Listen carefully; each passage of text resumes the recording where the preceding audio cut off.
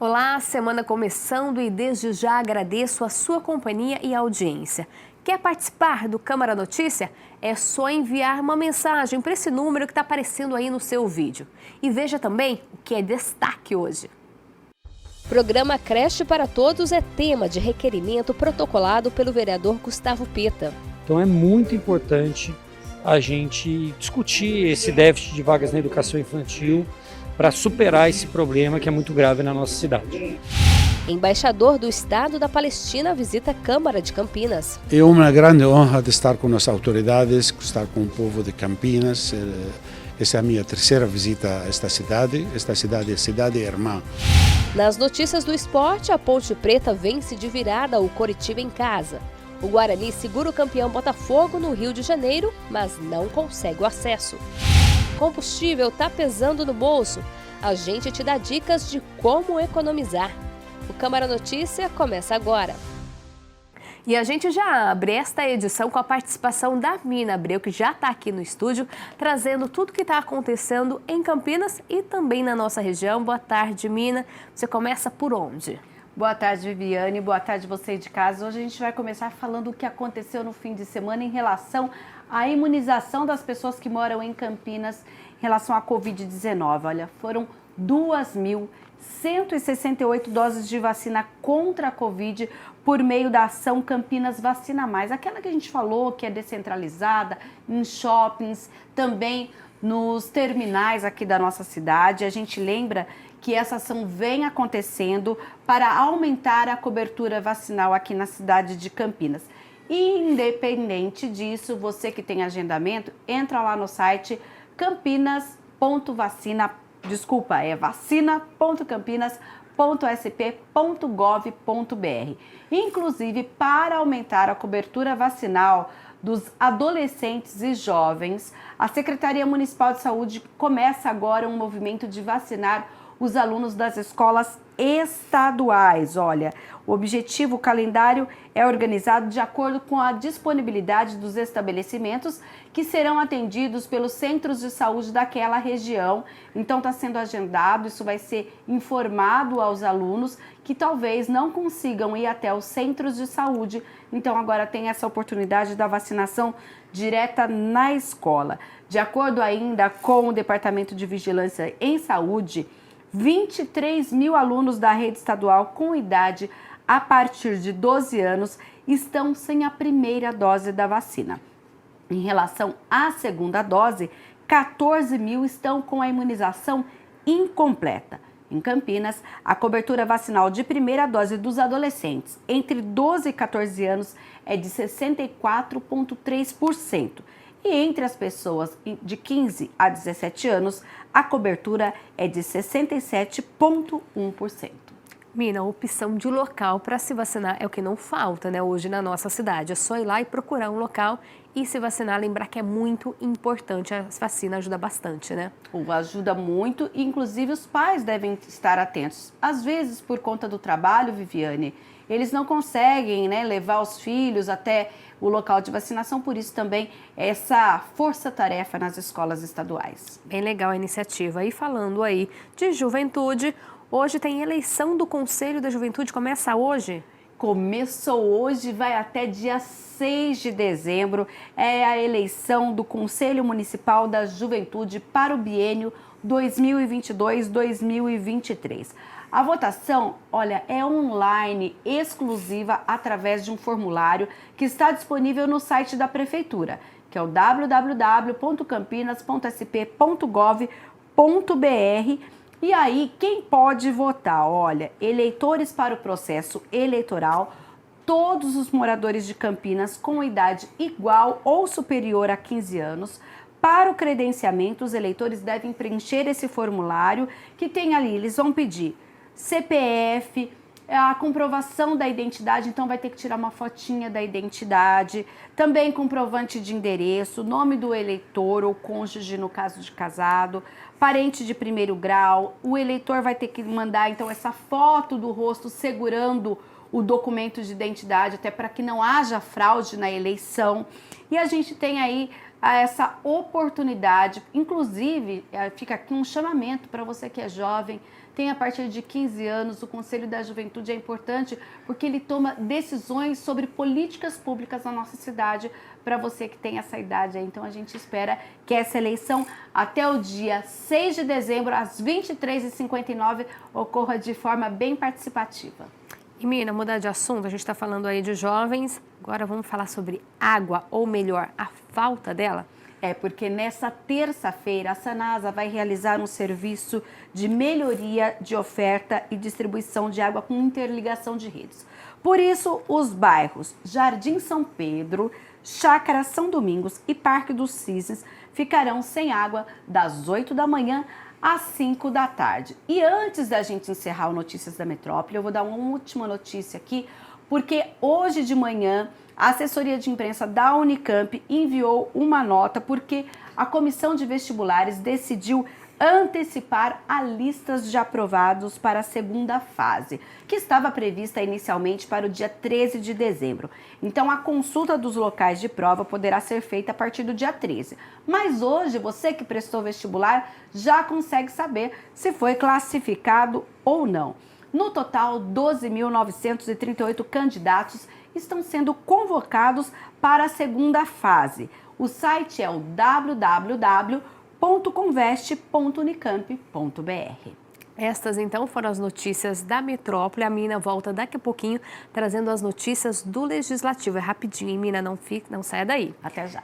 E a gente muda de assunto aqui para falar de emprego. Para você que está procurando aí uma oportunidade, veja as vagas disponíveis para a cidade de Campinas. Campinas começa a semana com vagas para açougueiro, ajudante de açougueiro, analista administrativo, analista contábil, assistente de serviço de contabilidade, atendente de lanchonete, atendente de lojas, atendente de peixaria, auxiliar de linha de produção, calceteiro, camareira, carpinteiro de obras, churrasqueiro, empregado doméstico, encanador, encarregado de obras, farmacêutico, funileiro de veículos, instalador de tubulações, instalador de TV a cabo, mecânico de refrigeração, monitor de alunos, motorista carreteiro, operador de caixa, operador de telemarketing ativo. Detalhes de cada vaga o interessado encontra em www.campinas.sp.gov.br. Rápido intervalo, não saia daí porque no próximo bloco você vai ver. Câmara de Campinas recebe visita do embaixador do Estado da Palestina. Creche para todos é tema de requerimento protocolado na Casa de Leis. Tem ainda os resultados dos jogos da Ponte Preta e do Guarani em instantes.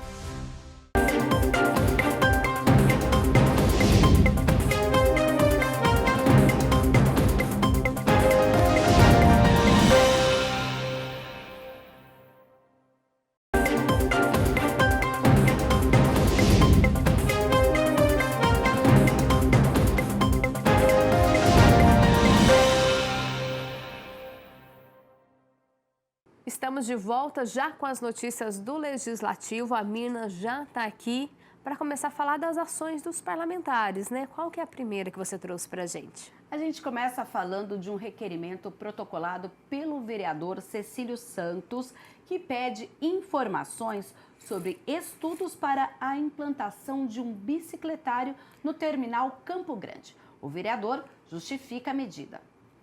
A população nos procurou, visto ser aquele um espaço onde recebe a população de vários bairros ali do entorno, né? E o bicicletário é fundamental, porque as pessoas podem vir de bicicleta até aquele terminal e dali embarcar para outros pontos da cidade. Então é uma demanda que nos foi apresentada pela comunidade e que a gente está então encaminhando ao executivo.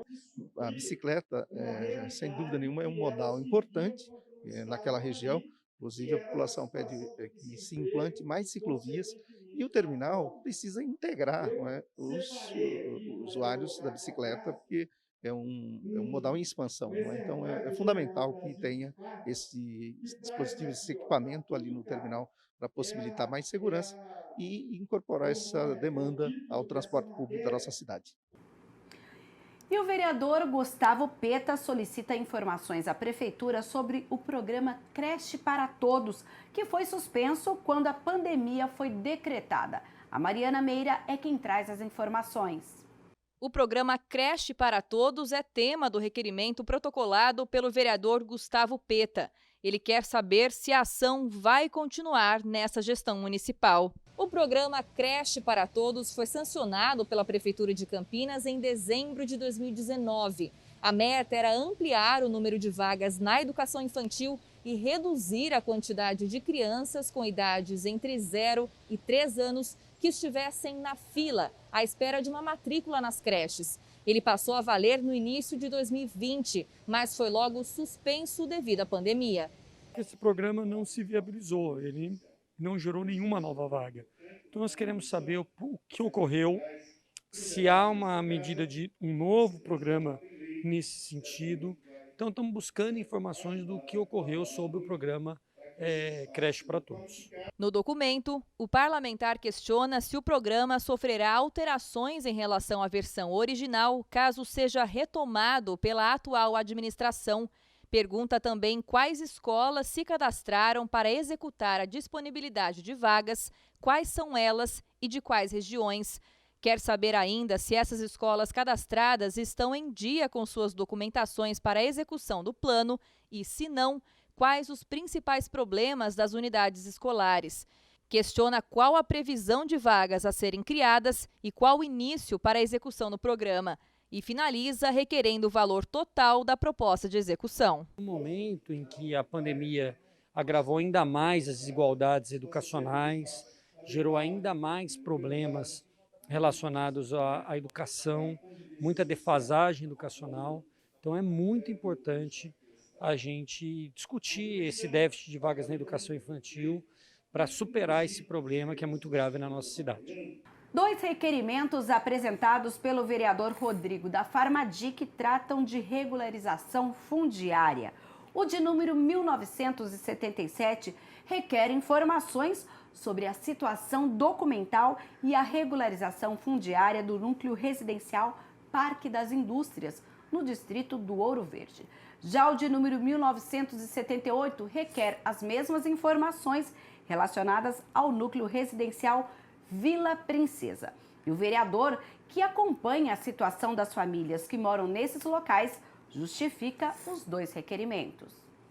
O núcleo residencial Vila Princesa e o Parque das Indústrias são 2 núcleos que nós já tivemos com eles, né, juntamente com a Secretaria de Habitação, lá na presidência da Coab, fazendo reuniões, e foram incluídos dentro de um processo de regularização. Só que a ansiedade dos moradores até se justifica pelo tempo no qual eles estão lá. Eles agora querem saber qual o andamento do processo de regularização. Dessa forma, então, eu fiz esse requerimento endereçado à Secretaria de Habitação para que nos responda como está o processo de regularização.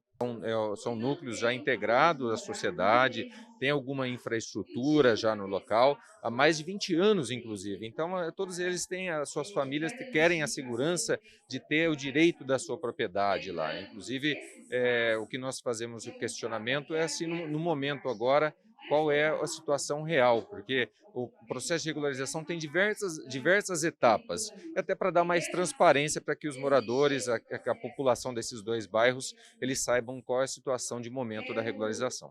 A Prefeitura tem prazo de 15 dias, prorrogáveis por igual período, para responder aos requerimentos. E Mirna, a Câmara também recebeu uma visita, né? Nessa última semana, sexta-feira, né? Teve uma visita importante aqui, embaixador da Palestina.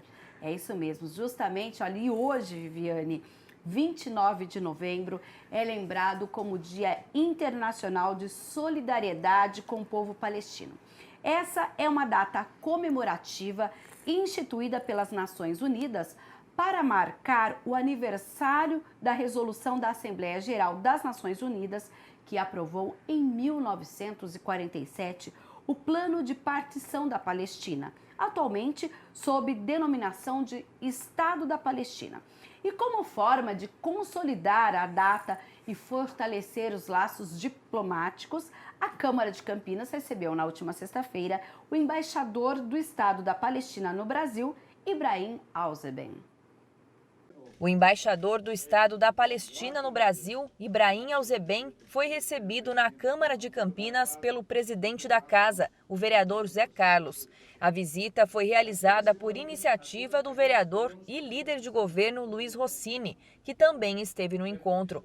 A reunião, que teve troca de presentes entre o presidente e o embaixador, marcou uma data importante, o Dia Internacional de Solidariedade com o povo palestino. É uma grande honra de estar com as autoridades, estar com o povo de Campinas. Essa é a minha terceira visita a esta cidade. Esta cidade é a cidade irmã de Jericó, a cidade mais antiga do mundo, cidade palestina, contígua ao Mar Morto. Nós estamos comemorando uma semana de solidariedade com o povo palestino, que culmina o dia 29 de novembro. Esta é uma data já proclamada pelas Nações Unidas de solidariedade ao povo de Palestina. Obviamente, o melhor lugar para celebrar e para comemorar é estar com amigos, e neste caso estar em Campinas com os amigos, com as autoridades, que nos reúne com eles uma década já de amizade e de cooperação.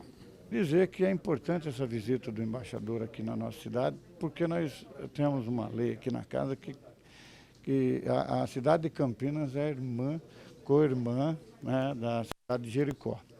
Então, para nós é um motivo de honra, de satisfação receber o embaixador da Palestina aqui, que tem esse laço de amizade há muito tempo. E há muito tempo eles vêm nessa mesma data, 29, ou próximo do 29 de novembro, fazer essa visita, que é a demonstração dessa parceria que existe entre o Brasil e o povo palestino.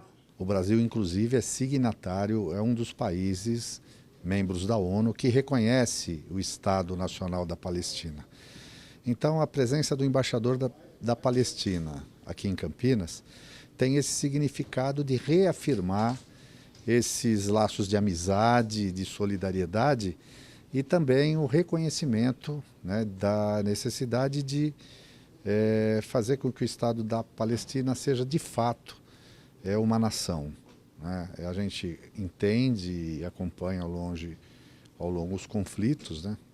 O território da Palestina hoje é ocupado quase que integralmente por Israel, que é um Estado reconhecido, tem o seu território, mas o gesto simbólico é de solidariedade ao povo palestino.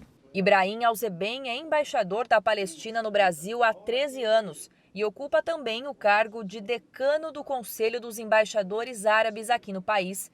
Ele agradeceu aos parlamentares pelo convite para visitar a Câmara e propôs uma brincadeira para o presidente da casa, um café seguindo as tradições judaicas que selou uma possível futura visita à Palestina.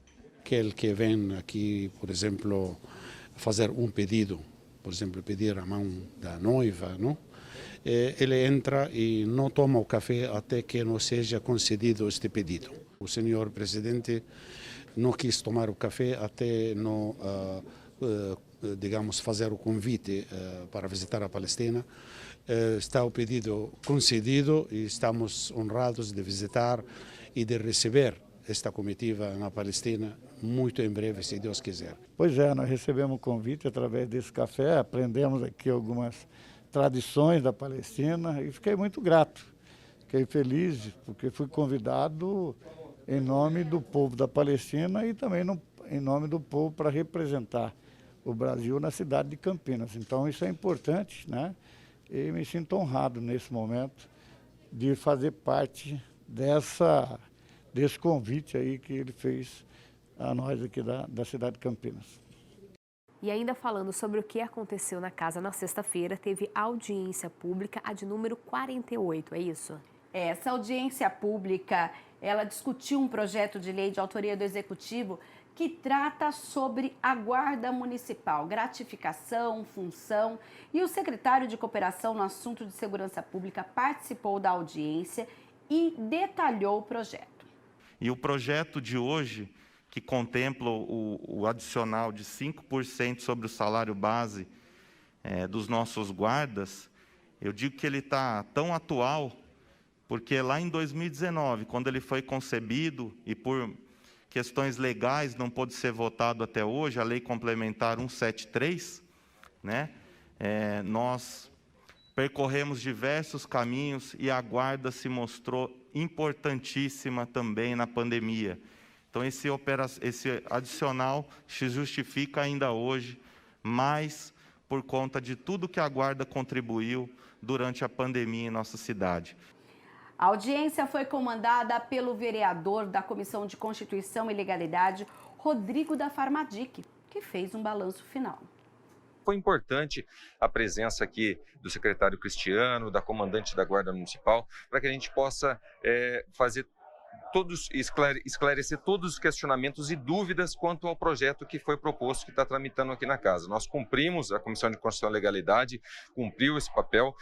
E hoje, segunda-feira, é dia de reunião ordinária. Você tem aí detalhes dos projetos que estão na pauta de hoje? Sim, olha, hoje é a 31ª reunião ordinária. A partir das 6 horas da tarde, a gente lembra que esse primeiro momento começa com o comunicado de vereadores, aquele período em que o parlamentar que pedir o tempo de tribuna usa por até 5 minutos, se for pedido tempo de liderança, 10 minutos. Depois nós temos o intervalo regimental e depois a discussão e votação dos projetos. Vamos conferir a pauta. O item 1 da pauta é o projeto de lei de autoria do vereador Luiz Cirilo, que declara órgão de utilidade pública municipal a Instituição Paulista Adventista de Educação e Assistência Social. Em segunda discussão está na pauta o projeto de lei que trata da revisão geral anual dos servidores da Câmara de Campinas, prevendo um reajuste a partir de janeiro de 2022 de 11,22% na remuneração e de R$ 350 no Vale Alimentação dos servidores da Câmara de Campinas, fruto de dissídio da categoria. O item 3 é a segunda discussão do projeto de lei complementar, de autoria também da mesa diretora, que trata da remuneração dos cargos em comissão dos gabinetes dos vereadores da Câmara de Campinas. A proposta reenquadra, a partir de 2022, a remuneração dos cargos de assessor político e de gabinetes. Em segunda discussão, está na pauta o projeto de lei de autoria do prefeito, que trata da estrutura da Secretaria Municipal de Serviços Públicos. Ela acrescenta à pasta novos cargos, 1 de diretor, 8 de coordenador departamental e 17 funções gratificadas. O item 5 é a primeira discussão do substitutivo total ao projeto de lei complementar que altera uma lei de 2003 que disciplinou o plantio, replantio, a poda, a supressão e o uso adequado e planejado da arborização urbana em Campinas. A proposta institui o programa Mais Árvores, Mais Qualidade de Vida na cidade de Campinas. O item 6 é a primeira discussão do projeto de lei complementar de autoria do vereador Rubens Gás, que altera também a lei de 2003, que trata do plantio, replantio, poda, supressão e uso adequado e planejado da arborização humana. Esta proposta pretende expandir a variedade de profissionais quanto à formação escolar para atuar nos serviços de transplante, supressão de árvores e intervenção em raízes nas áreas públicas e privadas. O item 7 é a primeira discussão do projeto de lei complementar de autoria dos vereadores Fernando Mendes e Igor Diego, que trata da autorização para o translado de animais domésticos de pequeno porte no transporte público municipal. O item 8 é a primeira discussão de uma proposta do vereador Carlinhos Camelô, que cria o Programa de Inclusão Digital da Pessoa Idosa no município de Campinas, com o objetivo de dar maior qualidade de vida e integração social por meio da inclusão digital às atuais tecnologias da informação e da comunicação. O item 9 é a primeira discussão do projeto de lei com emenda de autoria do vereador Paulo Haddad, que institui o Banco de Armação de Óculos para o fornecimento gratuito de armações de óculos no município de Campinas. Pela proposta, a pessoa beneficiada terá que investir apenas nas lentes, ocasionando menos gastos na confecção dos óculos. O item 10 é a primeira discussão do projeto de autoria do vereador Carmo Luiz, que institui em Campinas o programa Uniforme Escolar Solidário. O objetivo é autorizar o recebimento de uniformes usados pelas escolas nos casos em que o aluno deixar de frequentar a rede municipal de ensino ou o uniforme tornar-se pequeno devido ao crescimento físico dos seus usuários. O item 11 é a segunda discussão do projeto de autoria do vereador Permínio Monteiro, que determina que seja estabelecido o número telefônico exclusivo para o atendimento dos serviços Castramóvel e SAMU Animal, além do número telefônico 156, que é utilizado para o agendamento hoje. O projeto obriga o Poder Executivo a disponibilizar um número de telefone exclusivo para o atendimento desses serviços. O item 12 é o turno único de discussão do projeto de decreto legislativo de autoria do vereador Major Jaime, que concede o diploma de mérito educacional professor Darcy Ribeiro a Célia Regina Fialho Bortoloso. O item 13 é o projeto de decreto legislativo de autoria dos vereadores Gustavo Peta e Cecílio Santos, que concede a medalha Arautos da Paz ao padre Júlio Lancelotti. O item 14 é o projeto de autoria do vereador Eduardo Magoga, que denomina uma praça como Antônio Cominato. O item 15 é o projeto de lei de autoria dos vereadores Professor Alberto e Paulo Búfalo, que denomina uma praça pública como Praça Vicente de Paulo Monteiro. E a gente lembra, né, Mirna, que a TV Câmara transmite toda a reunião na íntegra a partir das 6. Então, tem reunião ordinária aqui na tela da TV Câmara Campinas. E hoje tem a RO, mas amanhã tem mais eventos aqui na casa, né? Agenda completa. Agenda completa. E você que acompanha aqui os acontecimentos da Câmara de Campinas, nesta semana até o dia 3, em virtude de uma série de serviços de serralheria que estão sendo realizados aqui no Legislativo, a gente tem uma limitação de horários em locais, né, no plenário e no plenarinho, entre os horários da manhã e da tarde. Então, alguns eventos vocês vão perceber que vão acontecer entre meio-dia e 2 horas da tarde, ou então após as 5 horas da tarde. Por isso, a gente tem amanhã, a partir das 5h30, uma reunião extraordinária da Comissão Permanente de Saúde, que é presidida pelo vereador Paulo Haddad, que vai trazer como tema nessa reunião Novembro Azul. Convidados, o oncologista André Sassi, que discute a importância, né, da prevenção do câncer de próstata e também a questão da saúde pública, com a participação do prefeito de Campinas, Dário Saad, que é urologista. O evento terá a presença ainda de Marlene Oliveira, que é presidente do Instituto Lado a Lado, responsável por implantar o Novembro Azul no Brasil há 10 anos, e também de Walter Santana, que vai falar abertamente sobre o seu tratamento de câncer de próstata. Um evento que será, as pessoas podem vir presencialmente a partir das 5h30 da tarde, com a entrada do plenário pela Avenida Engenheiro Roberto Mangi, número 66, ou também, claro, com transmissão ao vivo pela TV Câmara em Campinas. E à noite ainda temos a solenidade. Olha, nós temos amanhã a entrega de diversas honrarias: título de cidadão campineiro, mérito cultural, mérito Dr. Zeferino Vaz, mérito médico Dr. Roberto Maia Rocha Brito e ainda o diploma de mérito gastronômico, que você acompanha tudo aqui pela TV Câmara. Mas até amanhã, com essa realocação dos eventos, hoje nós temos toda segunda e quarta reuniões ordinárias e hoje é de número 31. E lembrando você de casa que os detalhes, o resumo de tudo que acontece aqui na Casa de Leis, a gente traz para você aqui no Câmara Notícia. Essas foram as notícias do Legislativo. Mina, eu te espero amanhã aqui. Até amanhã e até amanhã para você de casa também. E agora é hora de saber como fica a previsão do tempo.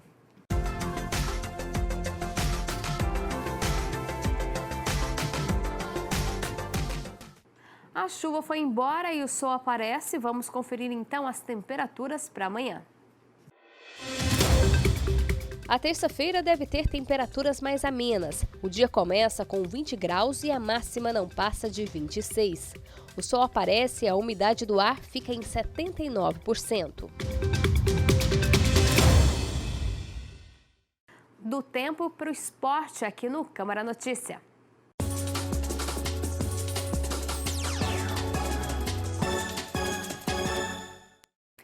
Confira agora como foi a virada da Macaca contra o Coritiba pela última rodada da Série B.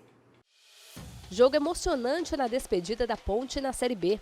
E olha que foi o Coritiba que saiu na frente, com o Wellington Carvalho de cabeça. E logo depois, Igor Paixão em jogada rápida. Ivan ainda tocou na bola. 2-0 Coxa. Só que no segundo tempo a Macaca foi para cima. Josiel de cabeça fez o primeiro da Ponte. Leonaldi, bem posicionado, empatou. A virada da Ponte veio nesse chute de longe de Pedrinho. Que virada, hein? Ponte Preta 3, Coritiba 2. E o Bugre não conquistou o acesso, mas fez bonito na Série B. Ontem no Rio empatou com o campeão Botafogo. Veja os gols.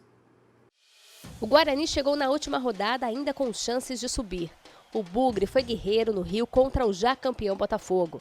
Com um jogador a menos desde o primeiro tempo por causa da expulsão de Índio, saiu na frente com Ronaldo Alves de cabeça, já no segundo tempo. O Botafogo empatou com Marco Antônio. Virou com Navarro de cabeça. Mas Lucão do Break deixou tudo igual. 2-2. Boa campanha bugrina. O Guarani terminou a Série B em 6º lugar. E a gente vai agora para o último intervalo aqui do CN. Jogo rápido. A seguir, você vai ver.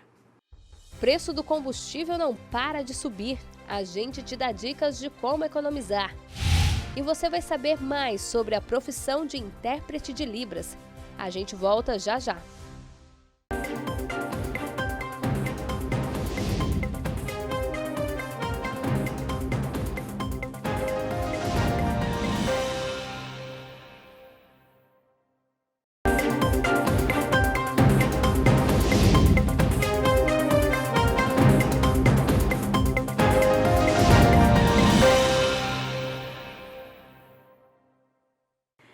Quem tem carro sabe que está pesando abastecer o veículo, né? O que fazer com as altas que são constantes? A Mina Abreu ajuda a gente no quadro Na Ponta do Lápis.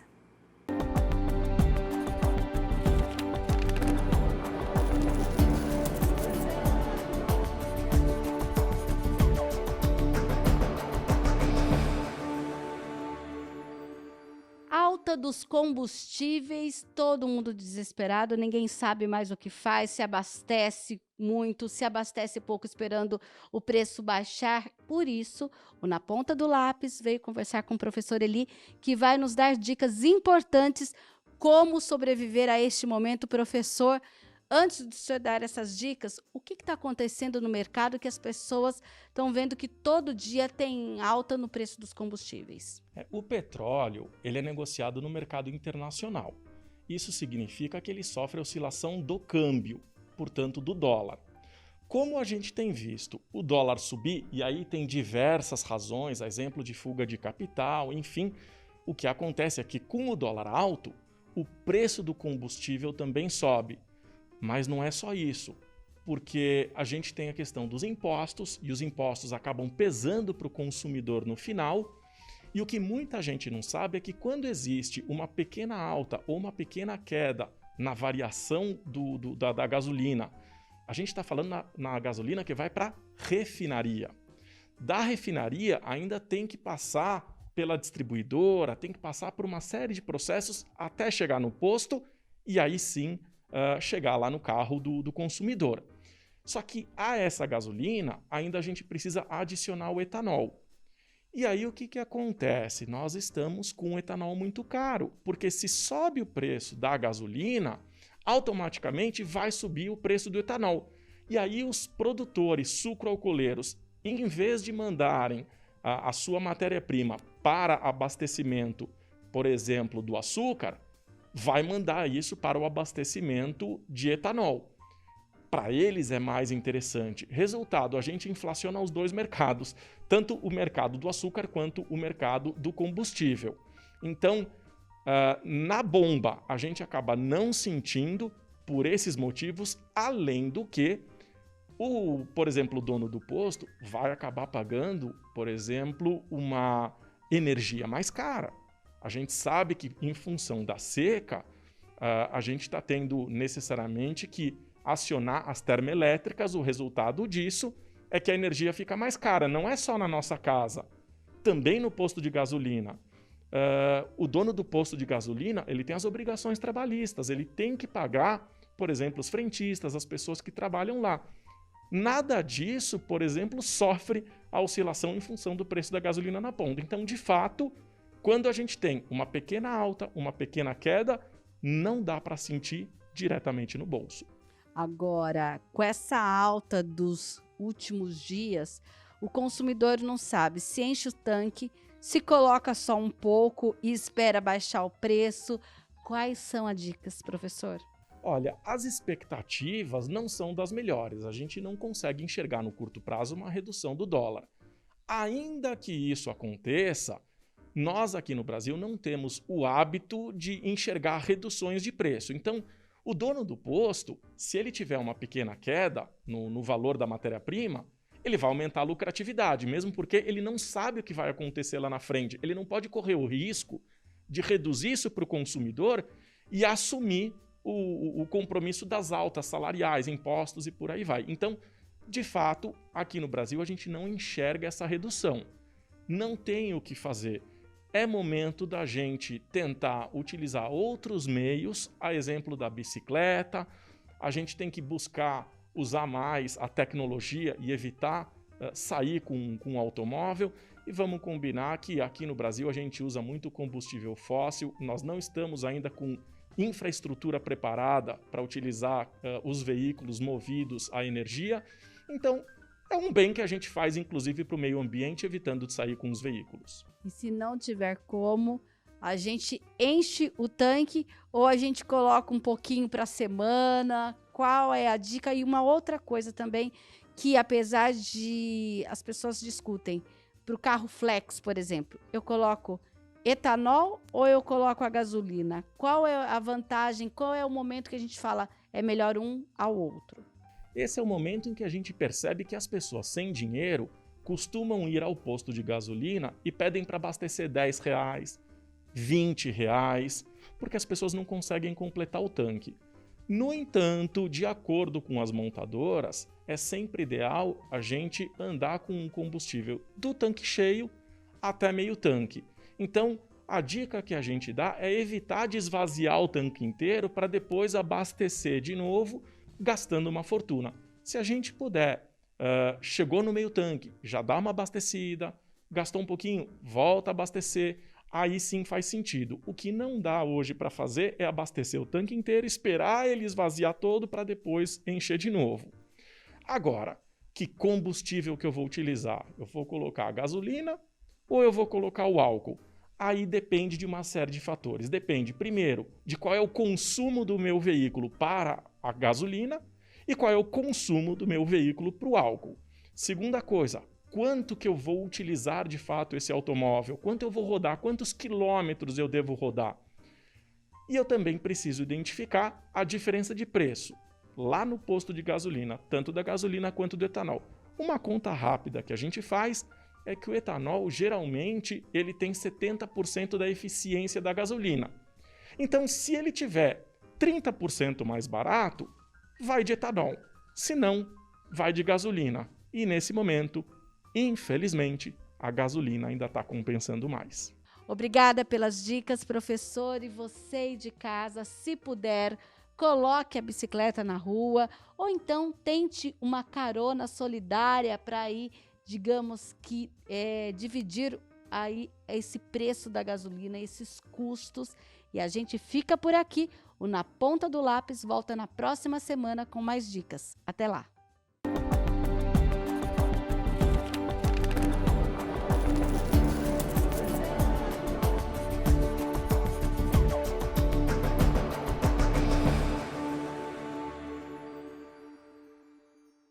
E hoje também é dia do quadro Se Liga na Profissão. O repórter André Aranha conversou com um intérprete de Libras, profissional bastante importante, tanto que a gente tem aqui na TV Câmara. É ele que ajuda a promover a inclusão. Mas o que precisa para ser um intérprete de Libras? Vamos descobrir agora.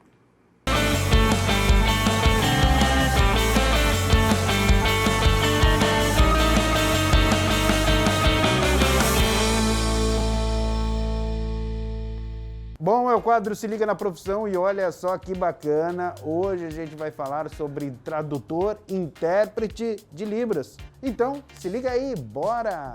Os intérpretes de língua de sinais surgiram devido à necessidade da comunidade surda de possuir um profissional que auxiliasse no processo de comunicação com as pessoas ouvintes. Pois é, antigamente, pais ou integrantes da família das pessoas surdas faziam essa função. Bom, o tradutor e intérprete de Libras é responsável por ajudar na comunicação entre pessoas ouvintes e com deficiência auditiva, ou entre surdos por meio da língua brasileira de sinais e a língua oral corrente, o português. E na escola, por exemplo, o intérprete de Libras tem a função de ser o canal comunicativo entre o aluno surdo, o professor, colegas e equipe escolar.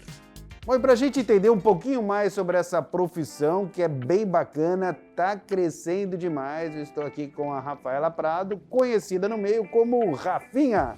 Tudo bom? Eu tô bem, André, graças a Deus. E você? Beleza. Bom, primeira pergunta, Rafinha, quanto tempo você trabalha com isso? Entrou nessa área, nessa profissão? Profissionalmente, eu sou intérprete de Libras há 10 anos, mas eu sei Libras desde criança, porque meu pai e minha mãe são surdos. Então, eu aprendi Libras dentro de casa, sempre fui a intérprete da família, médico, banco, essas correrias burocráticas.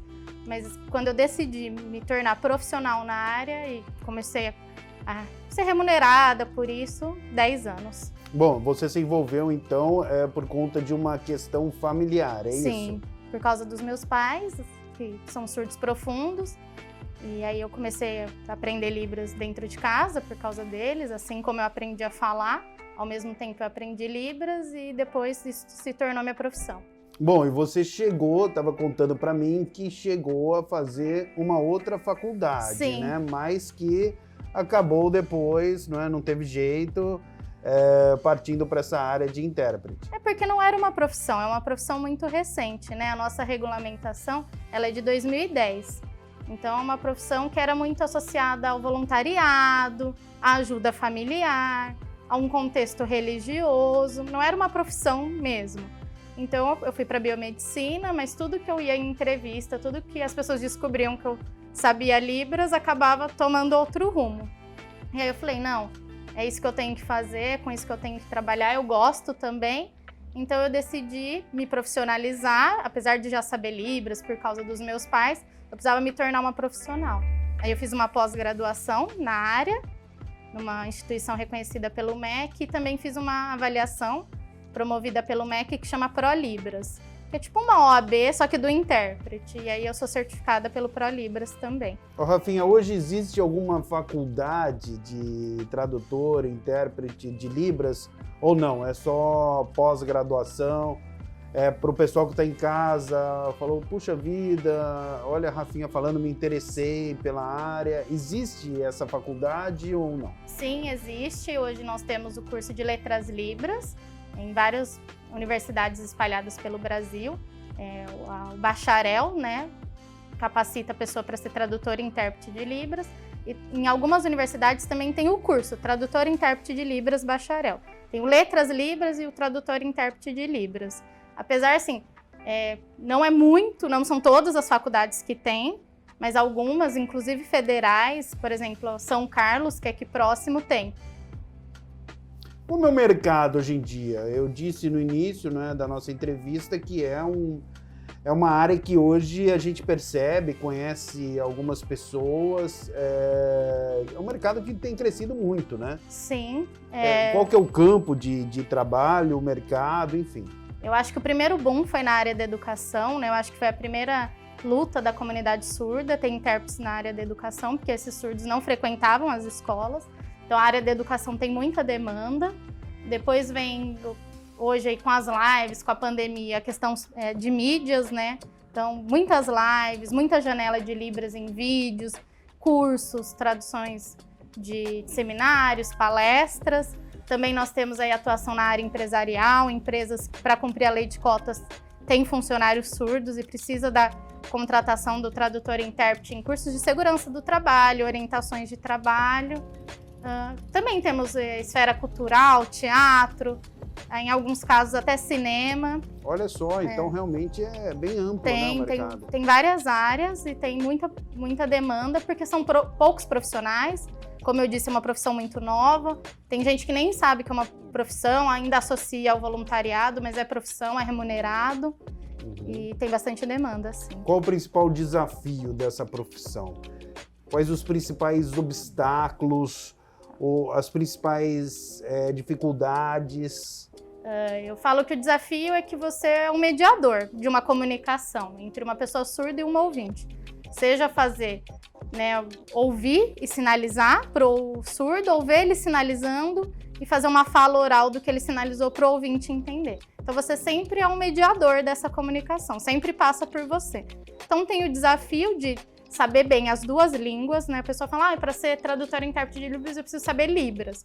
Não, precisa saber português também, porque você precisa saber a intenção da fala em português, figuras de linguagem, metáforas. Tudo isso você tem que dominar para entregar na outra língua, que é Libras. E vice-versa. Fluência em Libras, para você fazer escolhas adequadas de vocabulário em português. Por isso que na nossa profissão ler é muito importante, ter um vocabulário rebuscado é importante.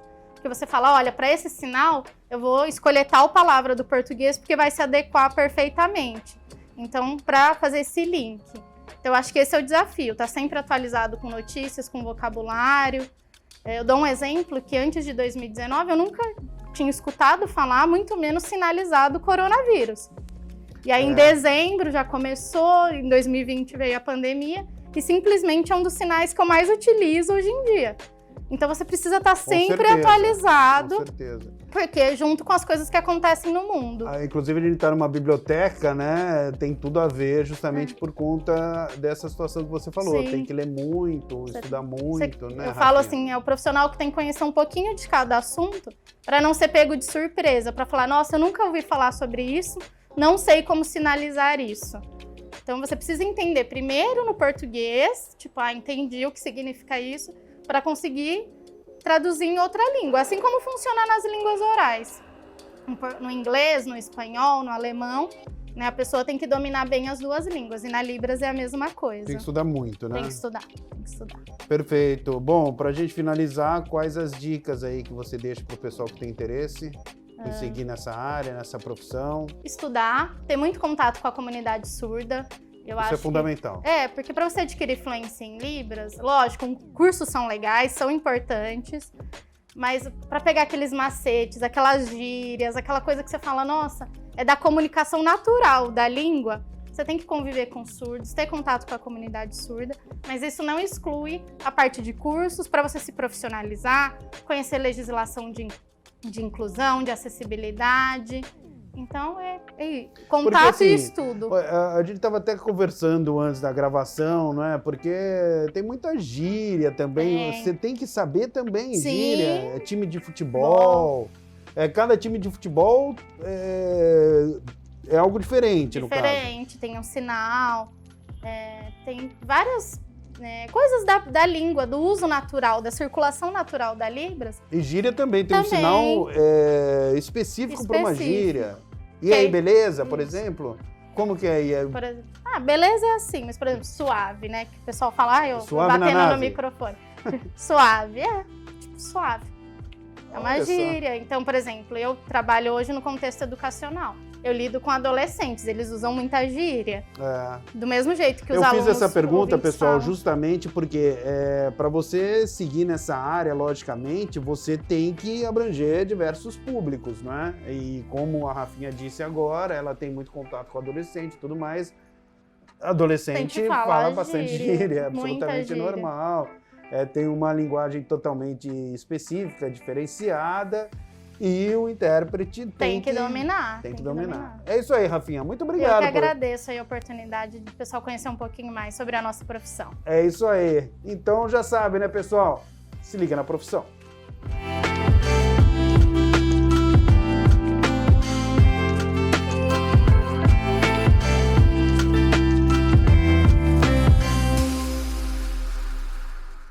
E por hoje é só. A gente volta a se ver amanhã. Uma boa tarde. Tchau.